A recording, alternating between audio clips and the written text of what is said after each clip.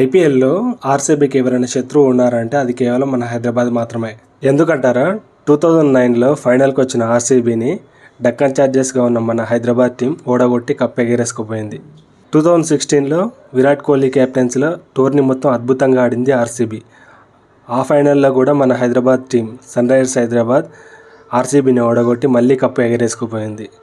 ఇలా హైదరాబాద్కి 2 సార్లు ఐపీఎల్ టైటిల్ వస్తే అందులో ఆర్సీబీనే ఆపోనెంట్ కావడం విశేషం. ఇక ఆర్సీబీ ఫ్యాన్స్ గర్వంగా గొప్పగా చెప్పుకునేది హైయెస్ట్ స్కోర్. దాన్ని కూడా నిన్నటి మ్యాచ్తో సన్ రైజర్స్ హైదరాబాద్ ఎగరేసుకుపోయింది. ఆర్సీబీ పూణే మీద 263 రన్స్ హైయెస్ట్ స్కోర్ను నమోదు చేసింది.